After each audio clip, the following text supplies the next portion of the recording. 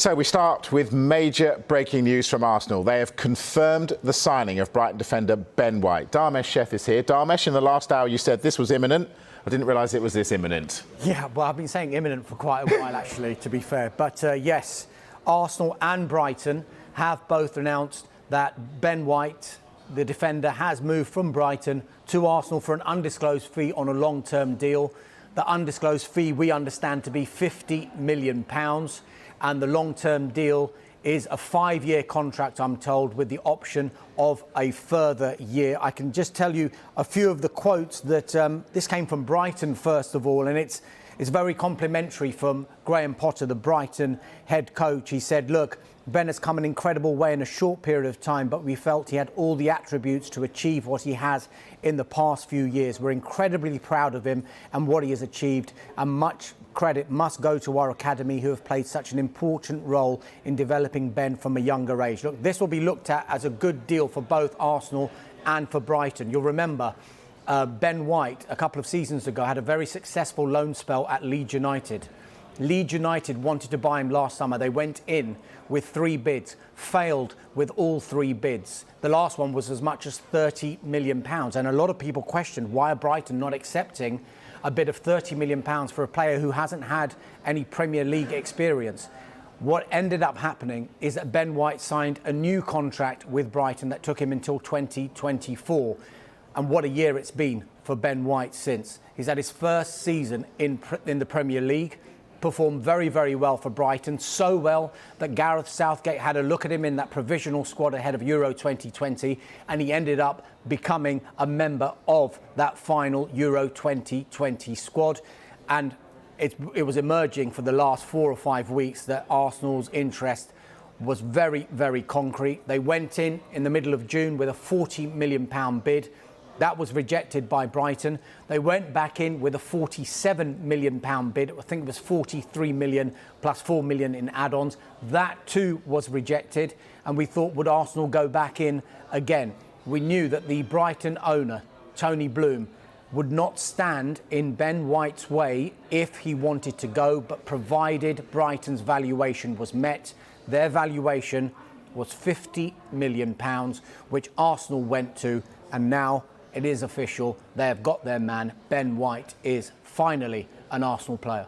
They've got that man, and it looks like they might be keeping another man. This shocked me when you told me this earlier. Well, I think it shocked quite a few people, because it looked like it was a case of when and not if that Granit Xhaka would make the move from Arsenal to Roma. Roma had made a couple of bids, but it was thought that there was just a small gap in the valuation. It turns out it's probably a lot more than that, because it seems that this offer, and despite Roma's efforts of trying to get Granit Xhaka, it looks like it's been off the table for more than a couple of weeks now. And it now looks like that Granit Xhaka, now he's back in pre-season training with Arsenal, is a key part of Mikel Arteta's plans this season. Now, they have made offers to sign him in this window. Arsenal found those offers from Roma unacceptable and decided, until something materialises that we will begin to consider, he will remain an Arsenal player. Now look, it does appear to be a U-turn with regard to Granit Xhaka, because we did think that he was going to make that move to Roma. But it's thought, from Mikel Arteta's perspective, that he never wanted to let Xhaka go.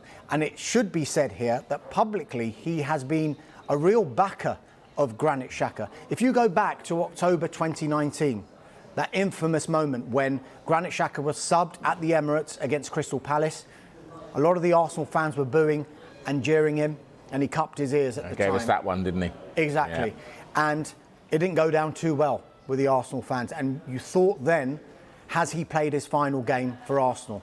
It took a little while, but he was reintegrated into the first team squad and into the first team 11 by Unai Emery, the then manager. Emery was then sacked in December of 2019. In came Mikel Arteta, and from the get-go, he was saying to Granit Xhaka, you are part of my plans. I don't want you to go anywhere. There was strong interest from Hertha Berlin in the January transfer window of 2020. Mikel Arteta revealed a chat that he had with Xhaka to tell him, you are part of my plans. I see you as part of my long-term planning at this football club.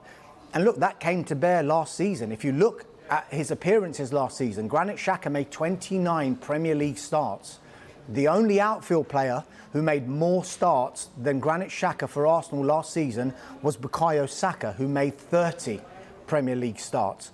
So on the face of it, everything looks fine. He's part of their plan. Some cynics might suggest, are Arsenal making this public to media outlets like ourselves because they want to nudge Roma into upping their bid and maybe this deal is still alive? Look, as far as I'm aware, we've got to take this on face value. He is part of their plans. He's back in pre-season and Arteta wants him as part of Arsenal's first team squad next season. The one thing we have to look out for, though, is Xhaka's contract situation. His contract at Arsenal runs until the summer of 2023. So I think Arsenal will want some sort of certainty on his future in this transfer window. They don't want him running down a contract that will have a year to go this time next summer. And now there is even talk from, we were talking about he's going to Roma, to the potential of a contract extension for Granit Xhaka at Arsenal. Watch this space. Absolutely. Dharmesh, thanks very much. So Ben White signed. Granit Xhaka looks like he might be staying. Thank you, Dharmesh.